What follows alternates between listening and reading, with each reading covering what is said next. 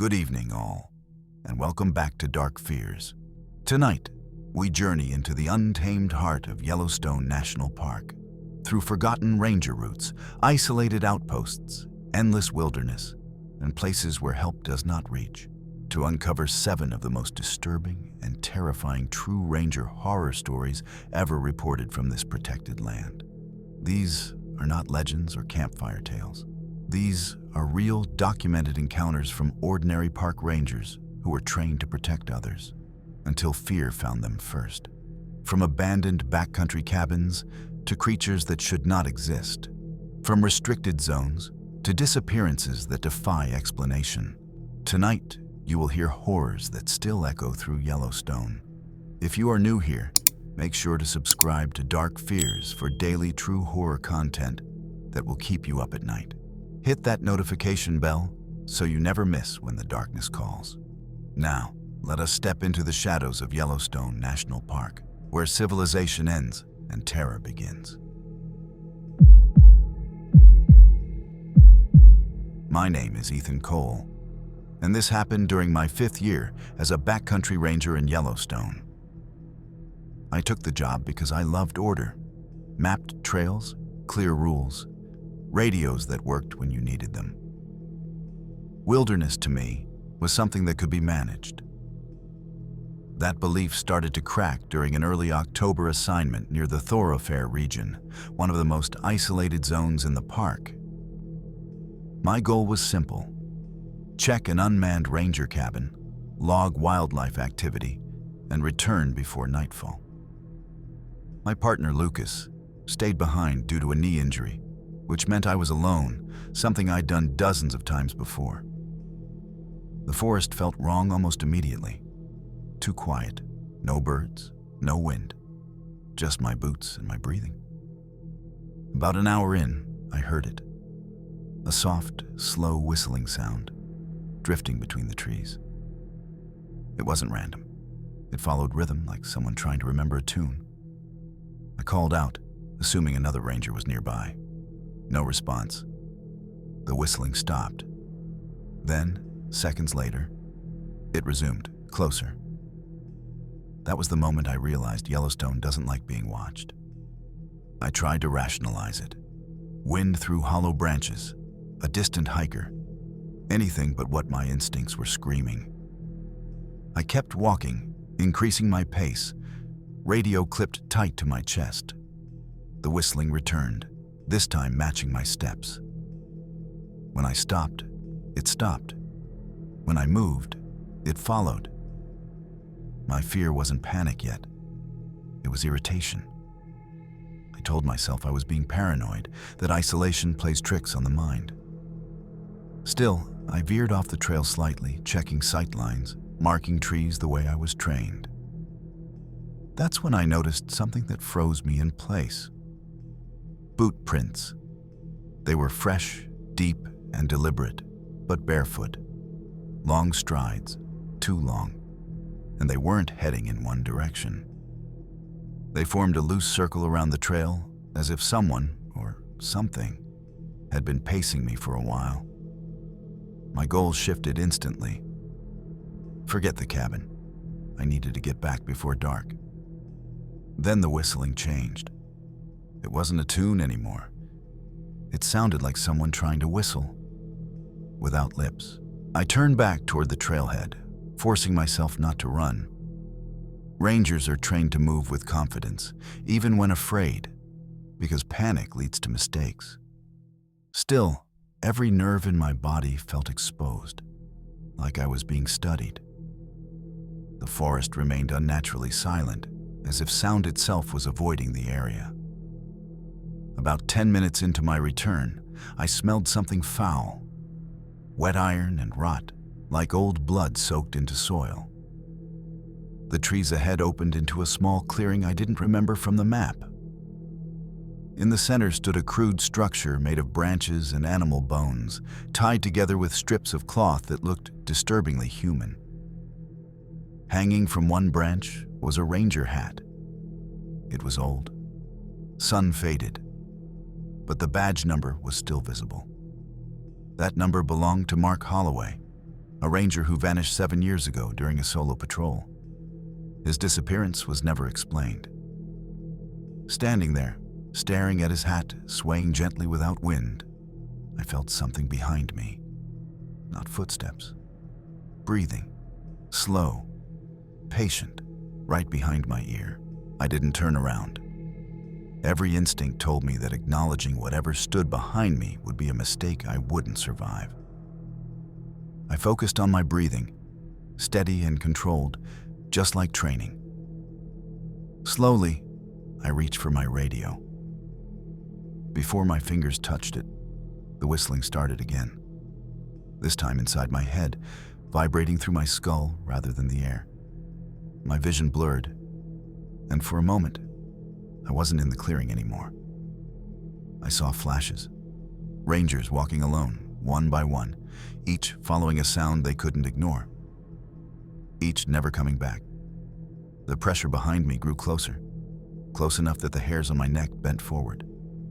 Then, a voice whispered my name. Not Ethan. My full name, in my mother's voice. That broke me. I spun around, flashlight raised, heart hammering. The clearing was empty. No figure, no movement, just the effigy. Now missing the hat. Somewhere deep in the trees, something whistled, perfectly mimicking my own breathing. I left the clearing at a full sprint. Training be damned. Branches tore at my uniform, and my lungs burned as I pushed through the trees, following my GPS instead of the trail. I didn't care about rules anymore. I cared about distance. Whatever had taken Mark Holloway's hat was not something I could face. After several minutes, I reached the ranger cabin. Relief hit me so hard my knees nearly buckled. The cabin door was ajar, which immediately set off alarms in my head. Protocol stated these cabins were to remain locked at all times. I drew my sidearm before stepping inside. The air was stale and heavy, thick with the same metallic smell from the clearing. The logbook lay open on the desk, pages flipped back as if someone had been reading it. The last entry wasn't mine. It was written in uneven, trembling handwriting. It whistles when it's learning you. The entry was dated today. I slammed the cabin door shut and locked it, heart pounding so loudly I thought it would give me away. I checked every corner, every shadow, every inch of the room. Nothing. No footprints. No sign of forced entry. Just the logbook, open like an accusation. I radioed Lucas, my voice shaking despite my effort to stay calm. Static answered me at first, then a distorted response. His voice sounded wrong, slower, stretched, like it was being played through water. "Ethan," he said, "why are you whistling?" I froze. My mouth was dry. I wasn't whistling. I hadn't made a sound. Then I heard it, soft, familiar, coming from my own lips. I clamped my hand over my mouth, but the whistling didn't stop. It continued anyway, echoing around the cabin, slipping through the cracks in the walls. Outside, something answered back. Not one voice, many. Whistling in perfect harmony, slowly closing in.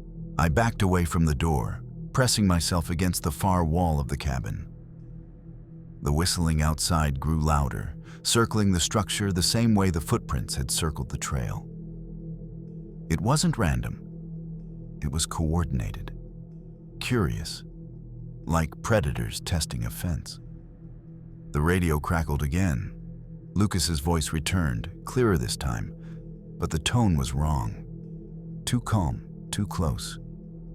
He said he was outside and needed help, that he'd followed my signal when it started acting strange. My stomach dropped. Lucas couldn't be here. His knee injury made hiking impossible.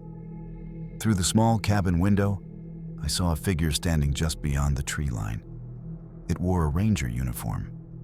My uniform. The name patch was torn away, but the posture was unmistakable. Familiar. The figure lifted its head and whistled. My exact pitch. My exact rhythm. That's when I understood the truth buried in Mark Holloway's note. wasn't hunting bodies. It was learning people. The cabin door shook once. Not violently, experimentally. I realized then that it didn't need to break in. It was waiting for me to make a mistake, to answer, to respond. I forced myself to sit on the floor, knees to my chest, breathing shallow and silent. The whistling outside slowed, becoming irregular, frustrated. Minutes passed, then hours. Eventually, exhaustion overtook fear, and my eyes closed despite my will. I woke to morning light in silence. Rescue teams found me hours later, dehydrated and shaking. They said there were no footprints around the cabin, no evidence of anyone else. Lucas was still back at base, exactly where he'd said he was. I filed my report. Most of it was dismissed as stress-induced hallucination. But sometimes, when I'm alone, I catch myself whistling a tune I don't remember learning. And somewhere far away, deep in Yellowstone, something whistles back. I was placed on mandatory leave after the incident, officially labeled as acute wilderness stress. They took my radio, my firearm, and eventually my badge. I told myself it was temporary, that I just needed rest. But the forest didn't let me go that easily. At night, I dreamed of the clearing, the bones, the hat, the breathing behind my ear. I'd wake up with my lips pursed, chest vibrating softly. The whistling always stopped the moment I became conscious, like a child pretending to sleep. One afternoon, I received a call from park administration. Another ranger had gone missing in the thoroughfare. His name was Daniel Ruiz. He'd radioed in strange noises before his signal cut out. They asked if I remembered anything useful. I told them no, because I knew the truth now. Whatever lives out there doesn't just copy you. It passes you on. Once it learns your sound, your rhythm, it lets you go, so it can use you as bait. That night, I heard the whistling outside my apartment window. I moved cities, changed jobs, tried to erase Yellowstone from my life. It didn't matter. The whistling followed me, always distant, always patient. Sometimes it came from crowds, sometimes from my own throat when I wasn't paying attention. Last week, I found a message carved into the wood beneath my apartment stairwell. 3 simple words, etched deep and careful, like a signature. Still listening, Ethan? That's why I'm telling you this. Not for warning, not for closure, for continuity. Yellowstone is vast, beautiful, protected, and hungry for familiarity. It learns the voices of those who walk it alone, stores them, and plays them back when it needs someone new. So if you ever find yourself in that park, and you hear a ranger whistling from the trees, don't answer, don't follow, because it already knows your name. My name is Rachel Monroe, and this happened during my second summer as a wildlife ranger in Yellowstone National Park. I was assigned to logistics and wildlife monitoring, camera traps, maintenance routes, and occasionally escorting scientists into restricted areas. I liked structure, lists, clear boundaries.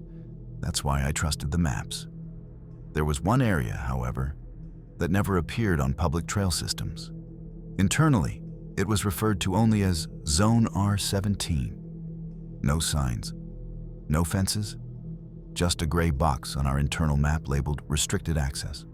No patrols unless authorized. The unspoken rule was simple: don't ask why. My motivation for breaking that rule wasn't curiosity, it was guilt. A hiker named Tom Wilkins had gone missing near the edge of R17, and his sister begged us to keep searching after the official window closed. When my supervisor denied authorization, something in me snapped. I told myself I'd just take a look. In, out, no heroics. The moment I crossed the invisible boundary, my GPS lost signal. and the forest felt rehearsed. Zone R17 didn't feel wild. That was the first thing that scared me. Trees were spaced too evenly. Fallen branches lay parallel, like they'd been arranged.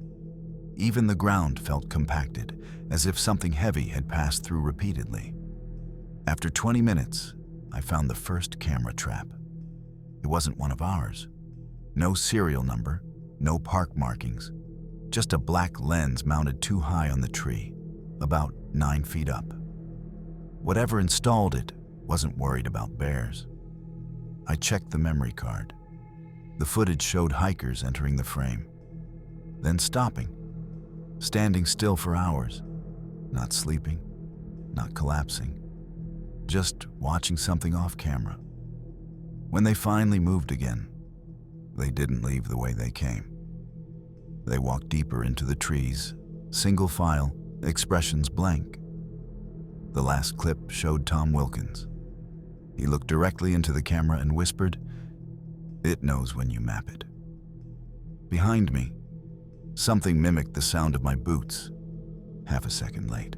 I shut off the camera footage and slipped the memory card into my pocket, my pulse hammering. The delayed footsteps behind me stopped the moment I stopped moving. I turned slowly, scanning the tree line, but there was nothing there. No animals, no people, not even disturbed brush. Zone R17 absorbed movement without showing it.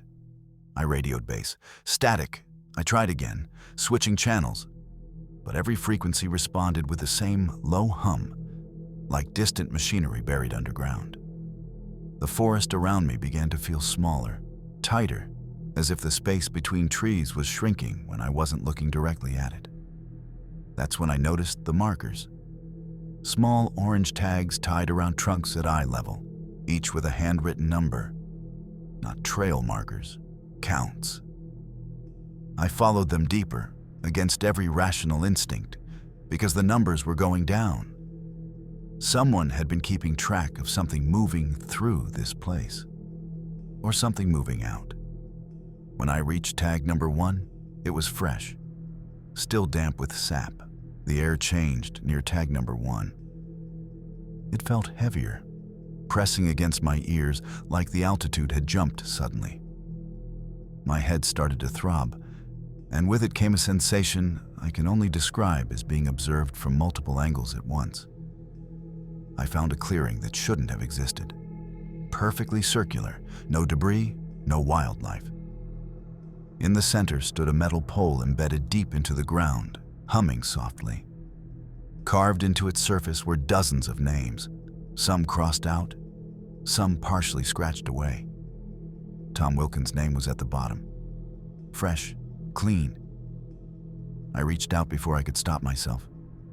The humming stopped instantly. Every sound vanished with it. No wind, no insects. Even my breathing felt muted. Then, from all directions at once, I heard whispers repeating the same phrase, layered and out of sync. "Stay still. Mapping in progress." The trees around the clearing shifted, just slightly, closing in. And I realized Zone R17 wasn't restricted to keep people out. It was restricted to keep something contained. I stepped back from the pole, hands shaking, and the forest exhaled. Sound returned in fragments. The creak of trees, the whisper of leaves, my own heartbeat pounding in my ears. I didn't know what mapping meant, but I knew one thing. I had interrupted it. My goal shifted from investigation to survival. I turned to retrace my steps, but the numbered tags were gone. Every tree trunk was bare. The symmetry I'd noticed earlier dissolved into chaos, branches crossing like barricades. Zone R17 was no longer pretending to be navigable. As I pushed forward, I saw figures between the trees. Human silhouettes, standing motionless, facing inward toward the clearing. They didn't breathe. They didn't blink. Their eyes reflected light like glass. One of them wore a torn hiking jacket, identical to the one in Tom Wilkins's missing report. I called his name. Every figure turned its head toward me at the exact same angle. Behind their eyes, something shifted, measuring distance, speed, resistance. The forest had finished mapping. Now it was simulating. I ran, not blindly, methodically. Rangers learn to move in straight lines when lost, to trust compasses over instinct. My compass spun uselessly, needle trembling as if repelled by something underground. The footsteps returned, not behind me this time, beside me, ahead of me, inside my timing. Each step I took was echoed half a beat later, like a delayed reflection trying to sync. I burst through brush and nearly collided with a temporary research shelter, canvas walls, folding table, floodlights. Inside were notes, diagrams, and maps of Zone R17 layered over topographical scans. The header on every page read, "Adaptive Terrain Behavior Study." One note was underlined repeatedly. Subject responds to awareness. Observation accelerates assimilation. Assimilation into what? The floodlights flickered on by themselves. Outside the shelter, the silhouettes began to move. Not walking, adjusting. The shelter lights died completely, plunging everything into gray dusk. I backed away from the canvas wall as shapes pressed against it from the outside, stretching the fabric in ways human bodies shouldn't. The silhouettes weren't trying to break in. They were testing boundaries, learning structure the way Zone R17 learned terrain. I grabbed the research binder and scanned the last entries by flashlight. The final report was incomplete, scribbled in haste. Containment viable only if subject remains unaware. Once acknowledged, terrain begins replication, human behavior easiest to mirror. A voice spoke from behind the shelter. My voice. It called my name with perfect inflection, even matching the hesitation I'd had earlier when entering the zone. I felt something inside me respond automatically, like a reflex waiting to be triggered. I bit down on my glove hard enough to draw blood, anchoring myself to pain. The silhouettes outside stiffened, reacting instantly. They weren't hunting me. They were training on me, and I was passing the test. I made a decision that still haunts me. I stopped resisting. I stood in the center of the shelter, relaxed my posture, slowed my breathing, and let my mind go blank. If awareness accelerated assimilation, then absence might stall it. The whispers outside faded. The pressure in the air lifted slightly. I stepped out. The figures stood inches away, faces wrong, not blurred, but unfinished, like sketches waiting for details. When I didn't react, they didn't advance. They simply watched, heads tilting in unison, copying my movements with delayed precision. I walked. They walked. I stopped. They stopped. Step by step, I guided them away from the shelter, back toward the clearing. Every movement felt like balancing on a wire stretched over something vast and hungry. At the edge of the clearing, I turned back for 1 second too long. That's when the ground beneath me shifted. Not violently, decisively. The ground gave way beneath my boots, folding inward like wet clay. I didn't fall far, just enough to lose the sky. I landed in a narrow depression, walls rising smoothly around me, sealing out the forest. The silhouette stopped at the edge, peering down without expression. Below me, the soil was warm, breathing warm. Lines appeared along the walls, shallow grooves forming maps as I watched. Paths, clearings, human shapes reduced to roots and behaviors. Zone R17 wasn't a place. It was a system that learned by observation and preserved what it learned by containment. I understood now why people didn't come back. They weren't killed. They were archived. My radio crackled to life for the first time. A calm administrative voice informed me that extraction was en route and instructed me to remain still. "Do not react," the voice said. "You are helping us stabilize it." That's when I saw my own name carving itself into the wall. Slow, precise, permanent. They pulled me out hours later using equipment I'd never seen before. No questions, no apologies, just paperwork and silence. Officially, Tom Wilkins was declared deceased due to environmental exposure. Zone R-17 was reclassified.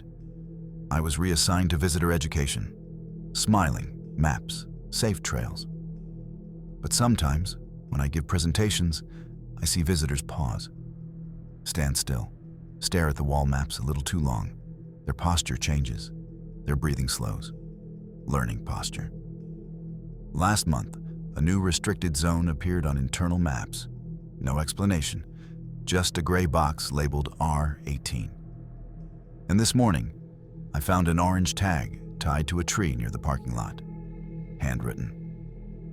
One, I didn't remove it, because once the system knows you're aware, it starts mapping again. My name is David Harlow, and this happened during my 4th season as a Yellowstone Ranger, stationed near Lamar Valley.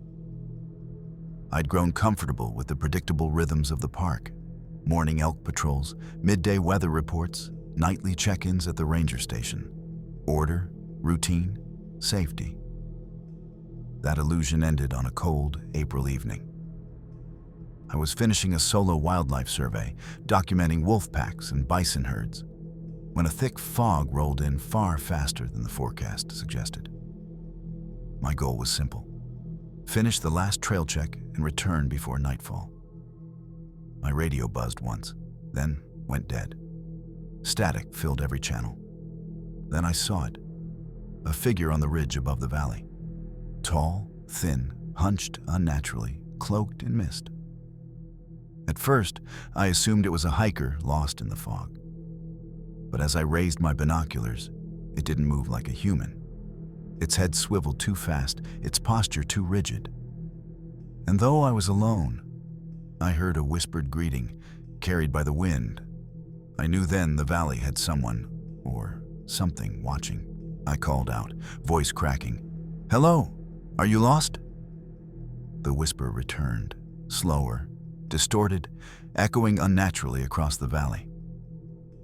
No wind should carry sound like that. I scanned the foggy ridge again. The figure was gone, but the feeling remained, like eyes had drilled into my skull. Determined not to panic, I continued my survey along the marked trail. That's when the first anomaly appeared. Wolf tracks intersecting the trail. Nothing unusual there, except each paw print was elongated, human-like. I froze. They weren't animal prints. They weren't human prints. They were something in between. Suddenly, the fog thickened, swallowing everything except the narrow path before me. Every step echoed loudly, as if the ground itself amplified it. The whispering resumed. Closer now, circling. I spun around. Nothing. I moved forward.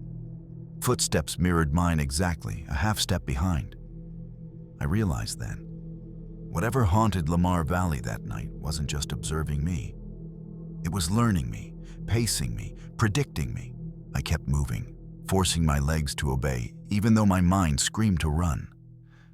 The fog thickened with every step, pressing against my face and ears. Every snapped twig sounded amplified, every distant howl a warning. Then I heard it, a soft breath, measured and deliberate, from just behind a fallen pine. I froze, heart pounding, trying to convince myself it was an animal. The breath didn't move. It stayed, following my pattern as if syncing with my rhythm. I slowly lifted my flashlight, scanning the dim gray of the fog. Shadows danced, forming shapes just beyond clarity, then dissipating. I noticed one particular shadow that refused to dissolve. It was tall, emaciated, its arms hanging at angles that shouldn't bend, swaying slightly with the windless air. I whispered my own name, testing it. The figure responded, mimicking my intonation perfectly. Then it disappeared. Not by retreat, but by erasure, as if it had never existed, leaving only the echo of its presence behind. Panic threatened, but I forced myself to continue the survey along the valley floor. Every instinct screamed to return to the station, but my training overruled it. I couldn't leave gaps in wildlife data. Still, the valley had changed. Trees that should have been familiar were warped, branches bending at unnatural angles. Rocks appeared in places I knew were clear. It was as if the valley itself had rewritten itself while I wasn't watching. Then I noticed movement at the tree line. Dozens of small shapes hunched low just beyond visibility. I couldn't identify them, but I could feel their focus, the intensity of eyes locked on me. One by one, they moved in perfect silence, always keeping the same distance, never revealing themselves fully. I tried to call base again. Static. Then a distorted voice echoed my words back at me. My own tone, my own hesitation. I realized then, the phantom wasn't just stalking me. It was mirroring me. I tried to ignore it, to focus on the task at hand. But the forest was no longer neutral. Every step I took was echoed, every movement delayed, like the fog itself had a memory of me. My flashlight flickered, shadows stretching in impossible angles. The silhouettes at the tree line seemed to advance and retreat with my heartbeat, always maintaining distance, always observing. Then I saw something that froze me completely. A pair of glowing eyes, hovering midair, not attached to any visible figure. They blinked in perfect sync with me. I tried to move, but my legs felt heavier, resisting. The breath behind me had returned, closer, synchronized with my own, only faster, mocking me. My goal now shifted from observation to survival. I had to reach the station, warn anyone I could, or at least document what I'd seen before the valley swallowed me completely. Somewhere deep in the fog, I heard my own voice whispering back to me. You shouldn't be here. I broke into a run, trying to retrace the path I thought would lead back to the station. But the valley refused to follow logic. Familiar landmarks were gone or twisted. Rocks jutted out at impossible angles. Trees bent inward as if to block passage. Every step I took was matched by a soft, deliberate footfall in the fog, always a half-beat behind. The fog thickened until it was nearly impossible to see 5 feet ahead. I stumbled, catching myself on a tree, and felt something brush against my arm. A cold, wet pressure that left no mark. Panic rose like bile in my throat.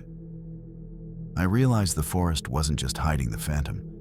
It was shaping itself around it, bending reality to ensure I could never escape without it knowing every move. Then I tripped over a root, and the fog parted for a single instant. The figure was there, inches from my face. Tall, pale, elongated, with a grin that didn't belong to a human. It whispered, "You're exactly where I want you." I scrambled backward, heart hammering, barely keeping my footing on the uneven terrain. The figure didn't move forward. It simply watched, its grin widening unnaturally, stretching like it wasn't bound by flesh. Then the fog shifted violently, almost as if it were breathing around me, forming shapes that weren't quite solid, like the valley itself had taken form and was reaching for me. Desperation took over. I shouted, "Leave me alone!" My voice echoed unnaturally, bouncing back with a delay, distorted, almost mocking. The shadow figures emerged from the fog in small groups, moving in impossible angles, never touching the ground properly. They were learning me, testing my reactions, gauging my fear. I realized survival wasn't about running. It was about predicting it. So I froze. Completely. Every muscle locked, every breath measured. The fog seemed to hesitate, the silhouettes halting their advance. For the first time, I felt the valley's attention focus entirely on me. It was studying me, waiting, learning my limits. I took a cautious step forward, testing my theory. The figures mirrored me exactly, a half-second delayed. The valley around me began to warp more aggressively, trees bending, rocks reshaping, shadows elongating. But they never closed in. I forced my breathing steady, forcing my body to obey mental commands instead of fear. The tall figure on the ridge tilted its head, studying me. I noticed details I hadn't before. Its skin was pale gray, textured like bark, its fingers elongated and jointed incorrectly. It wasn't human, but it didn't need to be. It mirrored humans perfectly to understand them. Then I noticed movement in the fog beneath the ridge. Footprints forming in my exact stride, appearing as if my path was being duplicated somewhere else. The valley was no longer just observing. It was simulating me. I realized my only chance was to leave slowly, without startling it. To allow the simulation to maintain balance, or it would adapt violently. I edged backward. Step by careful step, every movement calculated to avoid triggering the figure's response. The fog shifted constantly, compressing and expanding in unnatural pulses, as if the valley itself were breathing. I kept my flashlight low, letting the beam glide over the forest floor without startling anything. Then I saw it, a single elongated figure on the ground, perfectly copying my posture, my hesitation, every minuscule movement. My stomach dropped. The valley had learned me entirely, my gait, my rhythm, my panic. A whisper carried through the fog, my own voice, precise and taunting. "You can't leave," it said. I froze. The simulation was perfect. It didn't just anticipate me. It was me, in some mirrored form, waiting for my next step. With trembling hands, I realized the only way out was to keep my mind calm, to suppress fear completely. One misstep, one twitch, and the valley would claim me, folding me into its collection of mirrored movements, like all the others before me. Hours passed, though it felt like days. I followed a careful, deliberate path, each footfall measured, each breath controlled. The figures mirrored me exactly, but they did not attack. Slowly, the fog began to thin, and familiar landmarks emerged. The valley released me, not in mercy, but in recognition of control. I emerged near the station, shaken but intact. Reports of missing hikers in Lamar Valley never mentioned the fog or the shadows. I filed my observations under anomalous behavior, knowing full well no one would understand. At night, I still see those figures in my dreams, mirrored versions of myself, pale and elongated, grinning, observing, learning. Sometimes I catch myself walking with a hesitation I didn't remember practicing, echoing the valley's rhythm. Lamar Valley is beautiful, pristine, empty. But beneath its fog, it remembers every step you take. And if you enter unprepared, it may decide to keep you as one of its studies forever.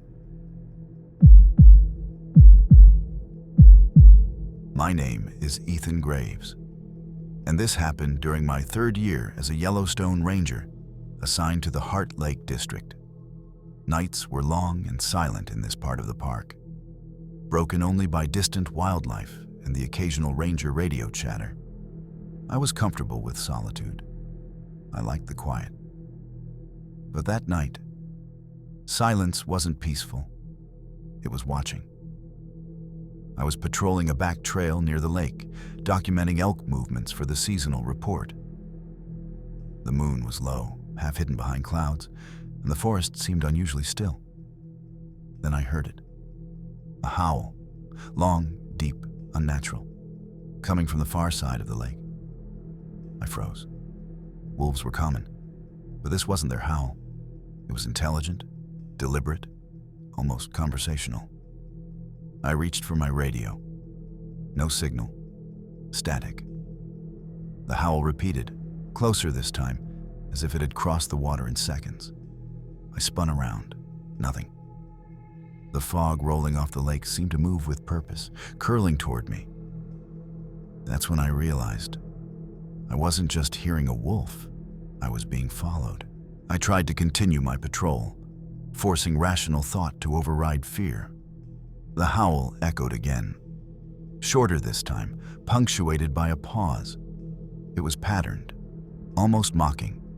I scanned the tree line with my flashlight, and for a fleeting moment, I thought I saw two yellow eyes reflecting light. Then they vanished. I quickened my pace along the trail, listening. The howl followed, each repetition perfectly timed to my steps. If I slowed, it slowed. If I ran, it ran. My heart raced. I realized this was not an animal chasing me. It was something learning my rhythm, my reactions. The trees thickened, narrowing the path. Shadows pooled in unnatural ways, stretching toward me. Each branch and rock seemed deliberately placed, forcing me along a single line of movement. I noticed paw prints along the trail. Too large for wolves, too distorted for bears, stretched like a human hand had stepped in mud. I understood then that the forest itself had become a hunting ground designed around me. I broke into a jog, trying to put distance between myself and the sound, but the howl adapted immediately. It no longer echoed from the lake. It moved with me. Each repetition was closer, sharper, almost human in cadence. My flashlight flickered, then stabilized, revealing subtle changes in the forest. Trees bent unnaturally, their branches forming narrow corridors, forcing me along a path I didn't choose. Something shifted in the fog behind me. Shadows elongated, forming vague shapes that seemed to pace my stride. I stopped. The forest froze around me, except for one shape. A massive, skeletal wolf-like creature, taller than any bear. Its eyes glinting yellow in the fog. It crouched low, tail swishing like a predator, mimicking my breathing. Each inhale I took, it mirrored. My mind screamed to run, but my training told me to stay calm. Every instinct screamed danger, but I had no map, no radio, no backup. Only the howl circling me, learning me, testing me. I forced myself to walk forward slowly, trying not to trigger the creature. The howl changed, shorter, sharper, like laughter, echoing through the trees. Each step I took was echoed by snapping twigs behind me, though nothing moved. Then I noticed footprints in the mud. Massive, elongated, unnatural, perfectly tracking my own. I tried calling for backup, whispering over the radio, but static answered. The fog thickened, almost tactile, brushing against my face like cold fingers. Every tree shadow seemed to stretch and bend, forming silhouettes that weren't quite human, yet not quite animal. They mirrored my body language, circling me at a distance, never breaking formation. The skeletal wolf crouched and stared directly at me. Its eyes glimmered with recognition, almost intelligence. I realized it wasn't hunting me blindly. It was studying me, predicting me, learning my fear. A shiver ran down my spine. I wasn't just being followed. I was being prepared. I tried to remain calm, forcing each step to be deliberate. The skeletal wolf followed at a perfect distance, its glowing eyes fixed on me like a predator calculating prey. The shadows along the trail moved subtly, keeping pace, elongating and shrinking as if breathing in rhythm with me. Every instinct screamed danger, but I had no choice but to maintain control. Panic would trigger it. The fog thickened, curling around my legs, almost solid. I could hear whispers, or was it the wind, mimicking my own breathing and movements, layering my panic on top of itself. Each inhale became louder, more synchronized with the snapping of unseen branches. The skeletal wolf's growl rose slowly, low and guttural, vibrating in my chest rather than my ears. I realized the forest itself had become a co-conspirator, adapting to my fear, predicting every move, forcing me along a path of its design. Survival was no longer about speed. It was about precision, control, and deception. I slowed to a near halt, testing my theory. The skeletal wolf crouched, tilting its head, studying me like a mathematician observing an equation. The whispers ceased, replaced by a low hum vibrating through the fog. The shadows followed suit, mimicking my posture, freezing every movement. I dared a glance behind me. The fog had formed shapes, dozens of skeletal limbs, jagged and unnatural, all pointing toward me, all tracking me. The wolf's eyes glimmered yellow through the mist, unblinking. It wasn't attacking, it was probing my reactions, learning my limits, mapping my fear. I took a slow, deliberate step forward. The wolf mirrored me immediately. The shadows adjusted their spacing. Each motion I made was fed back at me like a distorted reflection of reality. I realized then that the valley itself had become a predatory simulator, perfectly attuned to anticipate human behavior, and I was its subject. I had no idea if anyone else could survive this. The skeletal wolf began to move faster, but always synchronized with me, never gaining ground. Its growls became whispers of words I couldn't understand, yet somehow felt like commands. The shadows surrounding the trail seemed to twist and pulse in time with its voice. My every sense screamed danger, yet I couldn't run. Not yet. Any sudden movement, and I feared the forest itself would close in on me. I tried to focus on the trail markers, but they were gone, replaced by jagged branches and rocks that formed an unnatural corridor, funneling me deeper into the valley. The fog thickened, curling like living smoke around my legs. Every step echoed unnaturally, like the valley had duplicated my movements in a parallel space. The wolf's eyes locked on mine, and I realized it didn't want to kill me. It wanted me to cooperate, to move in rhythm with the forest, or it would rewrite my steps for me. I slowed my breathing, measured every movement. The wolf mirrored me perfectly, tilting its head with each inhale and exhale. The shadows followed suit, each one frozen until I moved again. I realized the forest was no longer passive. It was a living trap, reacting, learning, adapting. Then I saw them. Tiny silhouettes darting along the edges of the trail, not wolves, not humans. Just small, twisted figures, observing, studying, waiting for my next reaction. They mimicked minor details. A blink, a twitch, the tilt of my head. Each motion was recorded in real time by the forest itself. I understood survival depended on anticipation, not speed. I forced my legs to take slow, deliberate steps, pretending to obey the forest's rhythm while mentally planning my escape. The skeletal wolf followed, whispering unintelligible words, its eyes glowing with intelligence. I was being tested, and any mistake could make me part of the valley's simulation forever. Hours felt like days. Each deliberate step I took was mirrored, observed, and recorded by the skeletal wolf and its shadow minions.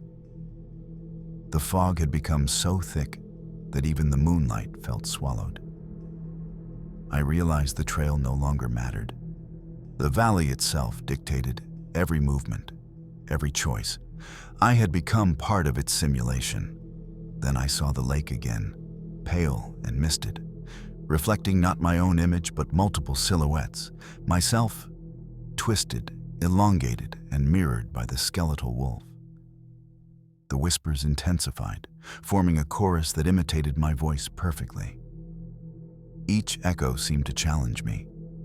One false move, and I would be folded into the valley's memory, another shadow among many. With painstaking care, I followed a narrow opening in the fog, forcing myself to maintain calm. My goal wasn't speed, it was precision. Any sudden panic could cause the wolf to act. It was learning me, but I had learned it too. Survival meant outthinking the forest and its predator, step by meticulous step. Finally, the fog thinned near the ranger station. The skeletal wolf stopped at the edge, crouched low, eyes locked on mine. The shadow figures froze, dissipating slowly into mist. The whispers faded into silence. I realized the valley had released me, not in mercy, but in acknowledgement that I had navigated its trial without triggering aggression. I returned to the station, shaken, documenting every detail, knowing full well no one would believe me. The wolf, the shadows, the whispers. They existed beyond logic, beyond natural explanation. At night, I still hear the howls, perfectly timed to my own heartbeat, a reminder that the valley remembers, observes, and adapts. I never patrolled Heart Lake after dark again. But sometimes, on quiet nights, I see shadows at the edge of the mist, perfectly mimicking my stance, my posture, my fear. I know they are waiting for the next ranger who underestimates the valley, and the wolf that follows every step. My name is Claire Donovan, and this happened during my second season as a Yellowstone Ranger, stationed near Shoshone Lake. I was tasked with inspecting remote cabins used for ranger retreats and emergency shelter. Most were abandoned, quietly decaying and utterly harmless. Or so I thought. I approached the cabin that evening, just as twilight swallowed the lake. The air was heavy, damp, and cold, carrying the faint scent of something burned long ago. My goal was simple: check structural integrity, note any maintenance needs, and return before dark. But the moment I stepped onto the wooden porch, a chill ran down my spine. Something was off. The cabin didn't feel empty. It felt aware. The windows reflected the fading light, but the reflection wasn't mine. For a fleeting moment, I saw a figure crouched in the corner, perfectly still, staring at me. I blinked. Nothing. Only the faintest creak of floorboards inside. My heart hammered. The cabin wasn't abandoned. I stepped inside. Flashlight cutting through the dim interior. Dust swirled in the beam, disturbed by my movement. The furniture was old, decaying, but intact. Nothing seemed out of place, except the feeling of being watched from every corner. Every creak of the floor sounded amplified, echoing unnaturally. Then I noticed markings along the walls, faint scratches, too deliberate to be random. Some looked like numbers, others like symbols I didn't recognize. My pulse quickened. The door slammed shut behind me, though the windows were locked and the wind barely stirred. I grabbed my radio. Static. I called out, voice shaking, but no one responded.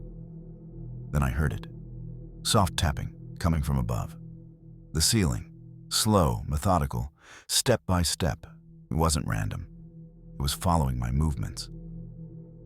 I realized this cabin wasn't just abandoned. It reacted to presence, recording every step, every sound, every breath. I forced myself to move deeper into the cabin. Flashlight sweeping corners and furniture. The tapping continued, now accompanied by faint whispers, almost unintelligible, echoing from the walls themselves. My instinct screamed to leave, but my duty forced me forward. I had to check the back rooms and ensure the cabin was safe for any future patrols. The far room door was slightly ajar. I pushed it slowly. Inside, the shadows shifted unnaturally, forming shapes that seemed to stretch toward me. Then I saw the floorboards. Footprints appeared suddenly, wet and dark, though no one had entered. Each step I took, another set appeared behind me, perfectly mirroring my movement. I froze. The cabin wasn't just observing, it was tracking me. The air grew heavier, suffocating. My flashlight flickered, revealing faint faces in the peeling wallpaper, eyes following me, mouths twisted in silent screams. I realized that leaving wouldn't be simple. The cabin wanted me to notice, to feel its presence. I retreated toward the main hall, trying to calm my racing heart. The whispers intensified, echoing off the walls in distorted tones that seemed to mimic my own voice. Every shadow twisted unnaturally, as if stretching to touch me. I realized the cabin wasn't just haunted, it reacted. My emotions, my fear, even my hesitation were feeding its activity. Then the fireplace roared to life. No wood had been added. Flames flickered unnaturally, casting shapes that looked like people trapped within the fire. The temperature dropped drastically, and my breath fogged in front of me. I could feel unseen eyes on my back. I forced myself to the exit. The door handle refused to turn. Panic surged. The tapping moved to the floor above, synchronized with my heartbeat, relentless, impossible. I understood then. The cabin didn't want me gone. It wanted me to experience every second of its watching, recording, and waiting. I stepped back from the door, desperate, trying to force the lock open. My flashlight trembled in my hand, and the shadows on the walls pulsed with the rhythm of my panic. The tapping above intensified, now accompanied by dragging noises, as if something massive was pacing back and forth, tracking me. I felt an oppressive weight in the air, like the cabin itself had lungs and was breathing around me, controlling every motion I made. I edged along the wall, searching for another escape. The shadows seemed to stretch and twist, forming faces and hands that weren't truly there. A low whisper slithered through the air. My name. Then laughter, soft, mocking, echoing from the ceiling, walls, and floor simultaneously. I realized this wasn't just a haunting. The cabin wanted me terrified, aware, fully conscious of its control. It was testing me, observing my reactions, adapting to my fear with surgical precision. I forced myself to slow my breathing, to stop trembling. The cabin seemed to respond immediately. The shadows froze mid-movement. The dragging sounds paused, and the tapping ceased. I took a careful step toward a side window, flashlight flickering in my hand. The glass reflected more than my face. It showed faint silhouettes standing behind me, distorted and pale, though the room was empty. A cold draft swept through, extinguishing my flashlight briefly. When the beam returned, the shadows were closer, now at eye level, pressing against walls, ceiling, and floor. I could feel their presence crawling over my skin. Then I noticed something worse. The scratches on the walls were no longer static. They twisted into my own name, etched as if the cabin itself had written it, watching me in real time. I realized then that the cabin recorded, reacted, and even anticipated me. It wasn't haunted. It was alive. I backed toward the center of the cabin, trying to keep calm. But the air felt thick, almost liquid, pressing against my chest. The shadows began to move independently, forming humanoid figures that circled me slowly, always just out of reach. Each movement I made was anticipated. They mirrored me perfectly, sometimes twisting in ways that defied anatomy. The fireplace flared again, casting grotesque silhouettes across the walls. Faces formed in the flames, grinning, screaming, shifting constantly. I realized the cabin didn't just observe. It manipulated reality around me. Every detail, every shadow, every sound was curated to elicit fear. Then the tapping returned, faster now, as if impatient. The ceiling groaned as heavy footsteps moved above me, synchronized with my heartbeat. I had no choice but to face it. Slowly, deliberately, I stepped toward the far door, trying to break the rhythm the cabin demanded, to regain some control over the situation. I reached the far door and pressed my palm against it, feeling the wood pulse beneath my fingers, almost alive. The shadows halted, watching my movements. The air smelled of decay, damp wood, and something acrid, like burnt hair. My heart raced, yet I forced myself to breathe slowly, trying to remain unreactive. The whispers returned, layered and overlapping, repeating my movements, mocking me. Then I noticed the walls themselves shifting subtly, panels bending and stretching, narrowing the room to a corridor I didn't recognize. I realized the cabin wasn't static. It adapted its interior in real time, responding to my fear, my hesitation, my attempt to escape. I swallowed hard and prepared to push the door open. The cabin seemed to tense, waiting, as if the next action would determine whether it let me leave or consumed me entirely. Every fiber of my body screamed terror, yet I forced a slow step forward, willing myself to survive. I forced myself to push the door open. It resisted at first, groaning and rattling as if the cabin itself was pulling back. Then, with a sudden, almost violent creak, it swung free. I froze in the doorway. The shadows didn't follow. Instead, they recoiled, retreating into corners and ceiling beams as if conceding the moment. The fog inside the cabin thinned slightly, but the air remained thick with a cold, unnatural pressure. The scratching on the walls seemed to pulse, forming new shapes, vague, humanoid figures reaching toward me from the wallpaper. My flashlight flickered, then stabilized, showing the far end of the porch. That was my exit. Every instinct screamed to run, but I walked cautiously, leaving deliberate tracks behind me. The cabin seemed to measure my every step, every heartbeat. I understood it wasn't done with me. It would remember, observe, wait. And the moment I returned, or the next ranger entered, it would resume its silent, patient torment. I emerged onto the porch, breathing heavily. The cabin loomed behind me, silent now, but alive in every sense. The fog clung to the wooden planks, curling around my boots like fingers reaching for me. I glanced back.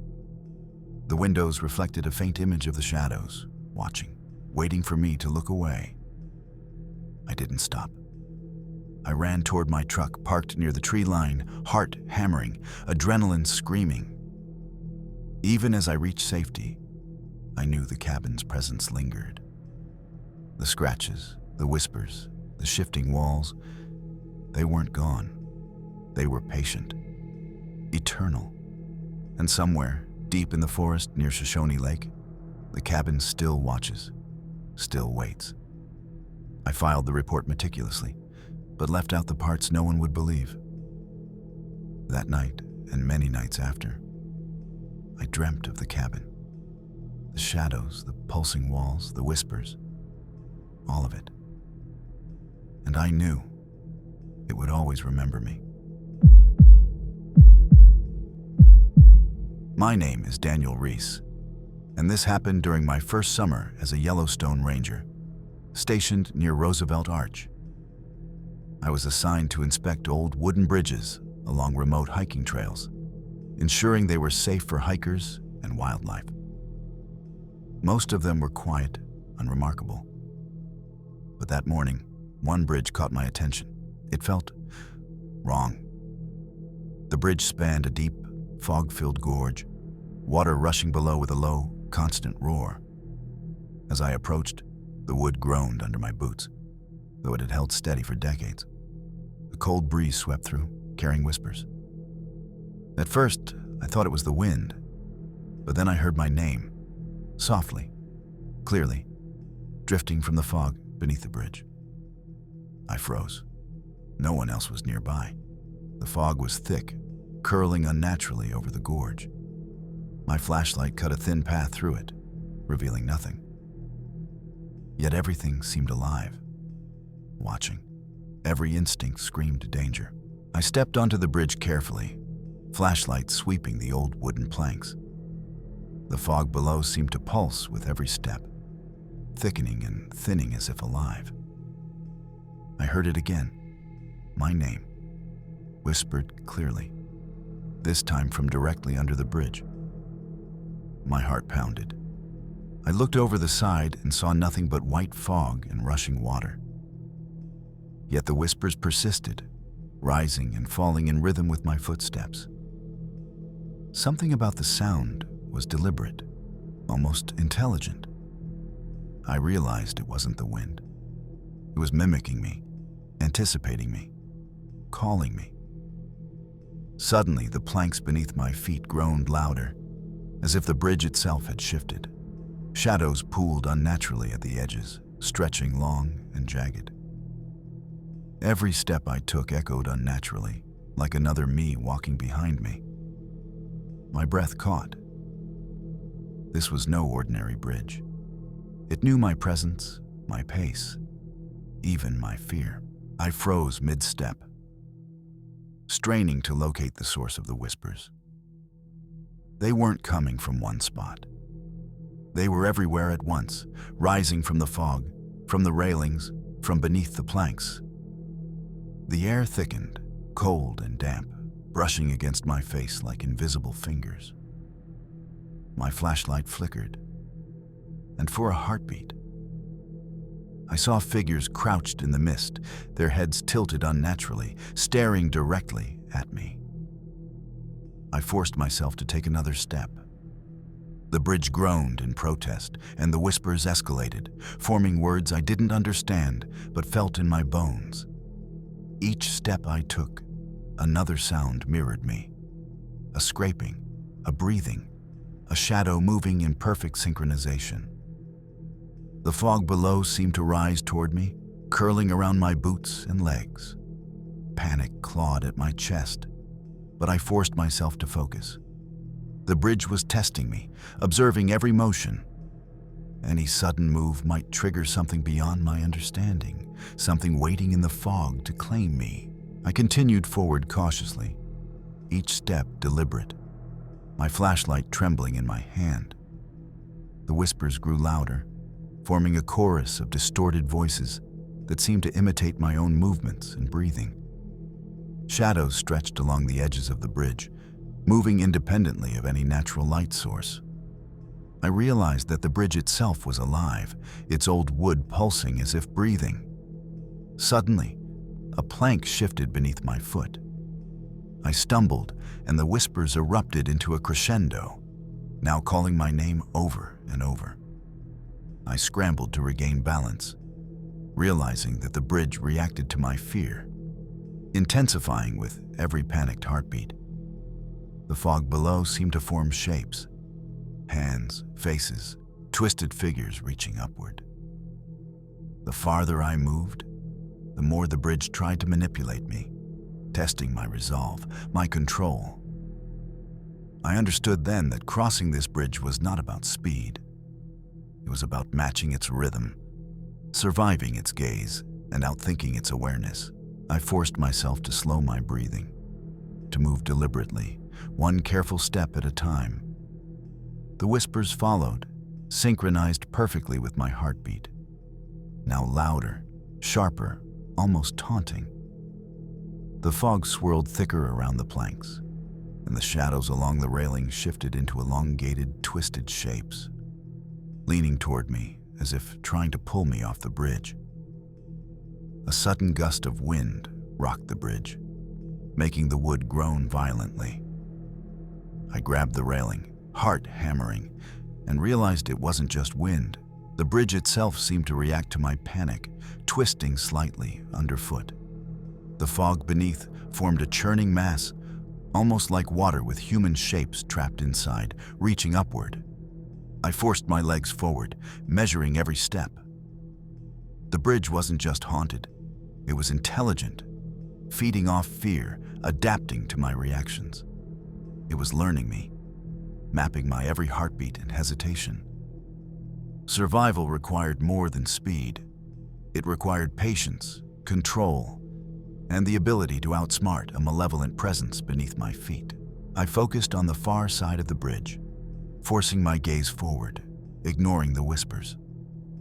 But the fog pulsed in response, thickening with every heartbeat, curling around my legs like hands trying to hold me back. The shadows along the bridge leaned closer, forming faces I didn't want to see. Twisted, elongated, mouths moving silently as if mouthing my name. Then the center plank beneath me groaned louder, and I nearly lost balance. My flashlight flickered, revealing faint silhouettes moving in perfect synchronization with me, mimicking every shift of my weight. I realized the bridge wasn't just alive. It copied me, studied me, and intended to use me as part of its pattern. I clenched my fists and forced deliberate steps, careful not to rush, careful not to panic. Every inch forward was a test, a negotiation between my survival instinct and the bridge's predatory awareness. One wrong step could trap me in the fog forever, part of its endless chorus of whispers. I reached the midpoint of the bridge, the fog now thick as soup, curling around my legs and railings, shifting with every step I took. The whispers had grown into a chorus, repeating my name in overlapping tones, each one slightly distorted, like the bridge itself was mocking me. Shadows along the planks twisted, forming humanoid shapes that leaned toward me with impossible angles. Suddenly, the bridge groaned violently underfoot, and I stumbled, barely regaining my balance. The fog below formed what looked like countless hands, reaching upward, grasping for me, their fingers elongated and skeletal. Every instinct screamed to run, but the bridge seemed to pull me along, forcing my pace while testing my courage. I realized that survival depended on control, not speed. I forced each step carefully, trying to anticipate the bridge's reactions. The whispers crescendoed and faded in waves, guiding and taunting me simultaneously. The bridge wasn't just a structure. It was a sentient predator, and I was navigating its hunting ground. I forced myself to focus on the far end of the bridge. The fog pulsed rhythmically, almost breathing with me, and the shadows along the railings shifted to mirror my every motion, some stretching impossibly, bending over the edges like grotesque arches. Every whisper, every rustle, every groan seemed calculated to unnerve me, and I fought the urge to panic. Then I noticed movement beneath the fog. Dark forms, humanoid but distorted, rising and sinking in time with my steps. Each movement felt deliberate, as if the bridge had trapped fragments of previous victims, using them to teach and terrorize me.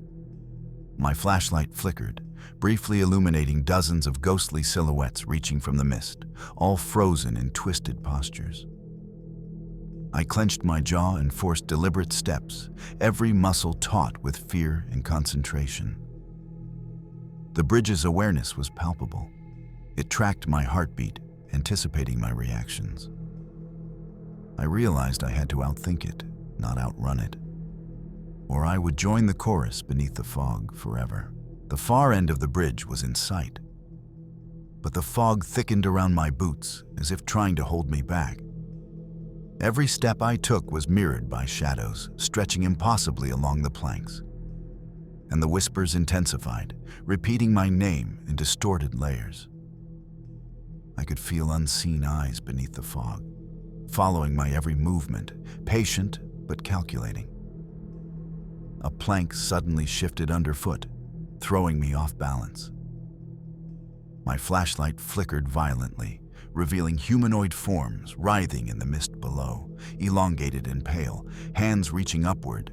The bridge itself seemed to pulse, reacting to my fear, each groan echoing like a heartbeat in sync with mine. I forced my legs to move deliberately, one careful step at a time, ignoring the rising panic. It was testing me, and I knew any misstep could trap me in the fog, part of its whispering chorus forever.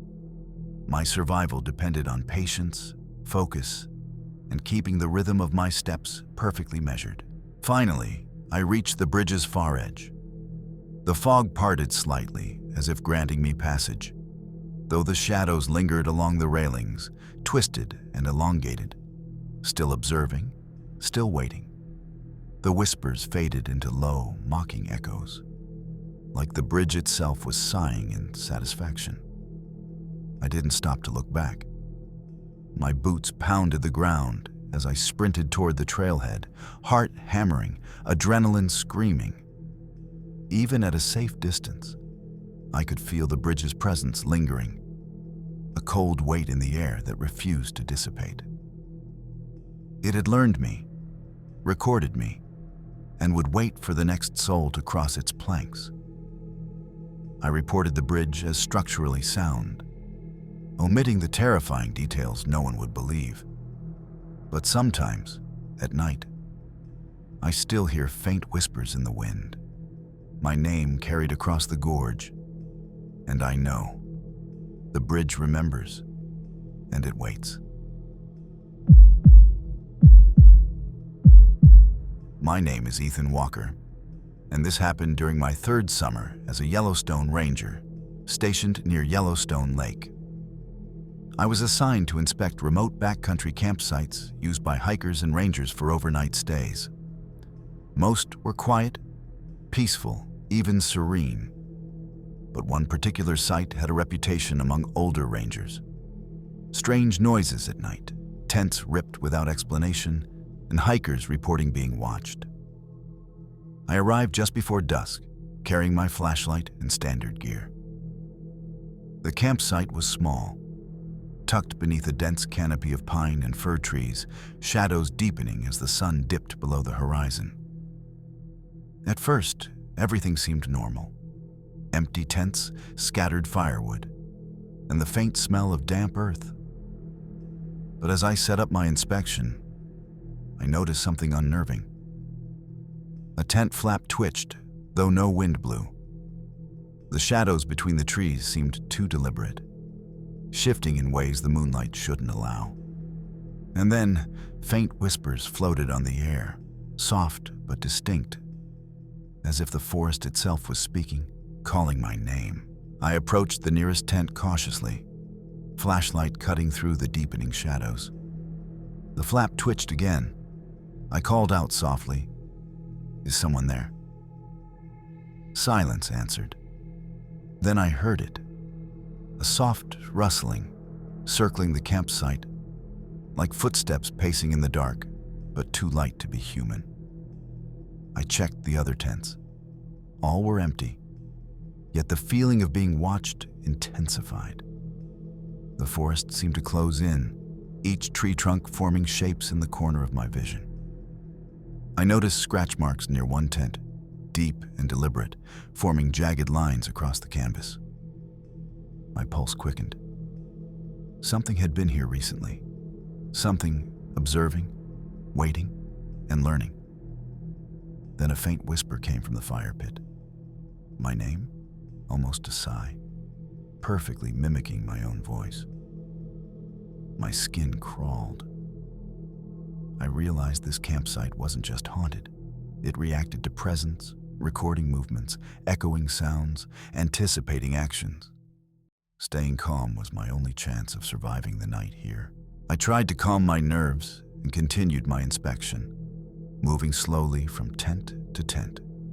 The shadows between the trees shifted unnaturally, bending toward me as if leaning in to watch. Every crackle of twigs underfoot sounded magnified, echoing through the still night. The whispers returned, layered and distorted, repeating my name, my movements, even my thoughts.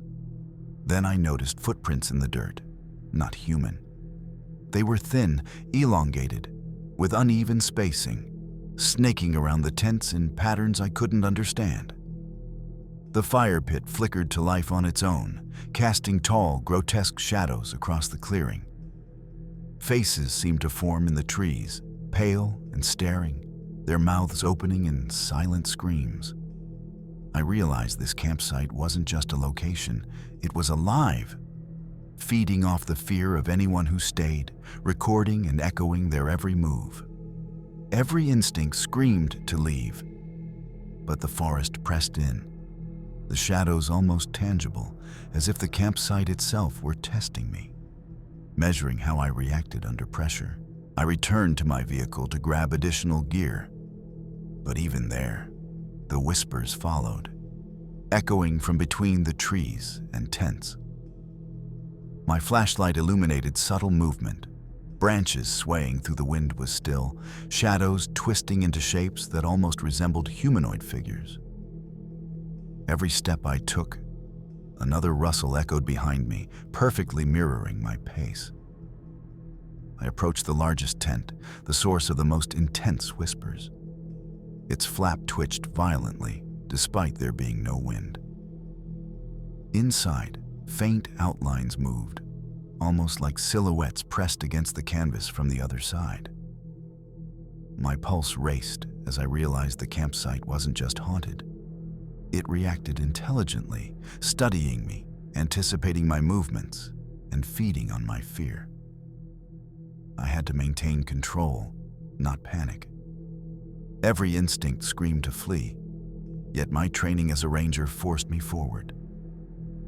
I knew that whatever had been lingering here before me was still present, hiding in the shadows, waiting to see what I would do next. I forced myself to stay calm, gripping my flashlight tightly as I moved closer to the central fire pit. The air had grown thick, almost suffocating, carrying the scent of damp earth and something acrid, like burnt fabric. The shadows around the campsite stretched unnaturally, some forming twisted humanoid shapes that leaned toward me with impossible angles. Every step I took was monitored, mirrored, and mocked by unseen eyes. The whispers grew louder, overlapping, forming distorted versions of my own voice.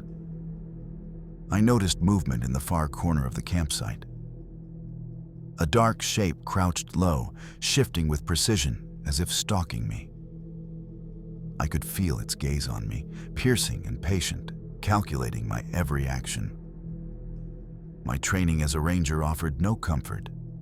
This was something outside of human comprehension. I realized then that this campsite wasn't just haunted.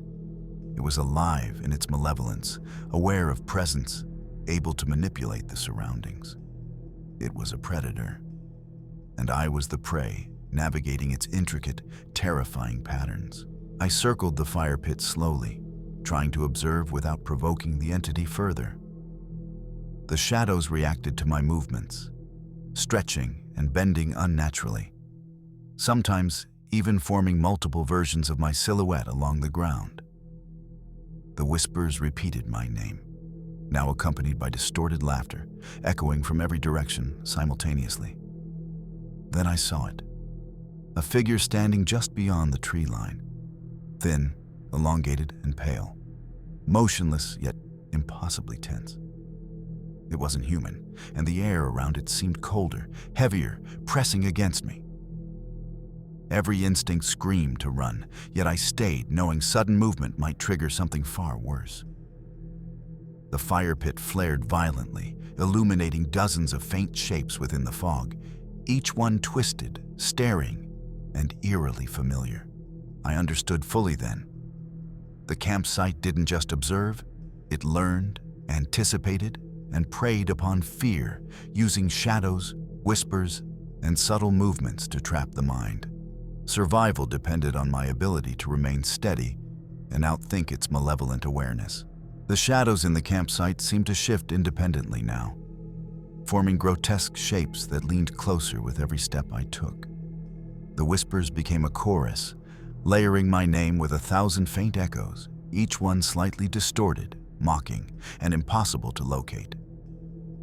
My flashlight flickered violently, revealing twisted humanoid figures crouched just beyond the tents, their limbs elongated, faces pale and unreadable.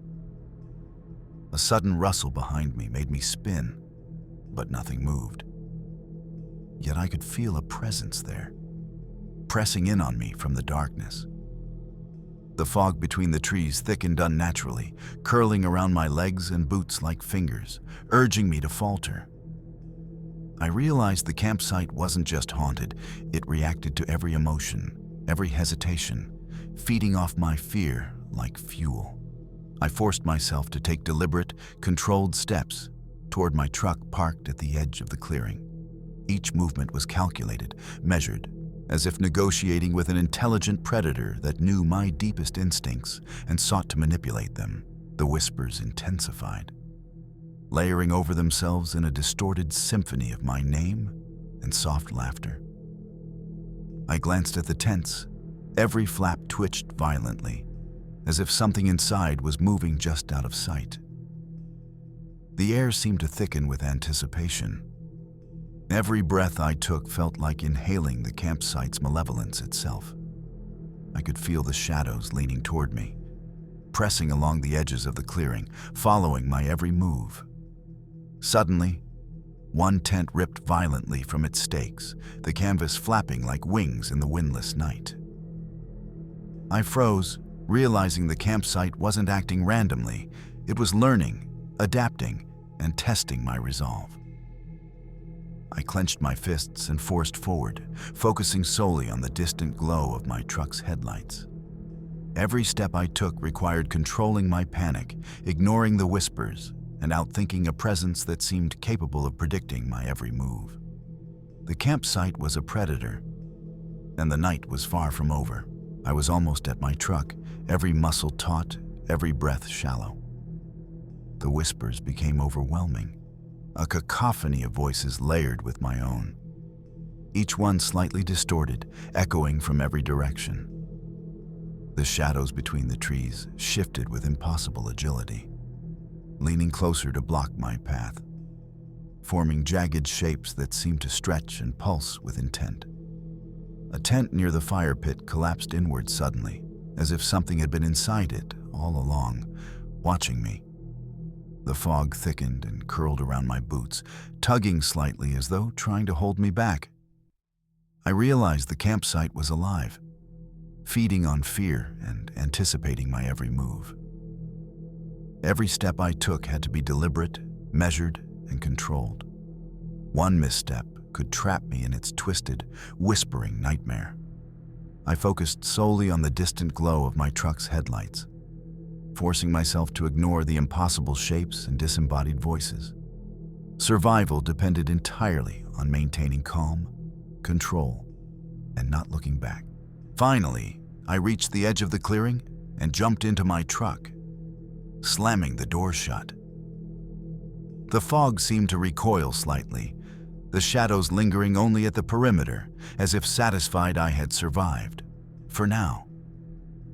The whispers faded, replaced by the normal sounds of the forest, rustling leaves and distant wildlife. I started the engine, and as the headlights cut through the darkness, the campsite seemed almost peaceful again, though I knew better. The shadows, the whispers, the pulsing fog. It all remained, patient and waiting. The campsite wasn't done with me. It had marked me, remembered me, and would wait for the next ranger or hiker to test. I filed a standard report about the campsite, omitting the details no one would believe. But even weeks later, I would hear faint whispers in the wind, see subtle movements in the corner of my eye, and feel the inevitable presence of that night. Some places in Yellowstone simply do not sleep. As the sun rises over the rugged expanse of Yellowstone, the forest and mountains appear serene, almost peaceful. But beneath that calm lies a hidden world of terror. The stories we've explored tonight, a chilling reminder that darkness can thrive even in the most beautiful places. Each bridge, campsite, and remote trail we've witnessed held secrets that no human should ever confront alone. From rangers hearing whispers across fog-choked gorges, to tents that moved as if alive, to shadows that leaned closer with every step. These experiences are not legends or campfire tales. They are real encounters, documented by those brave enough to survive. Yellowstone may appear tranquil, but its wilderness holds horrors that lurk just beyond sight, waiting for the unwary, the curious, and the unprepared. Thank you for joining us tonight on this journey through fear. Remember, some places never truly sleep, and some whispers never truly fade. Thanks for watching. This was Dark Fears.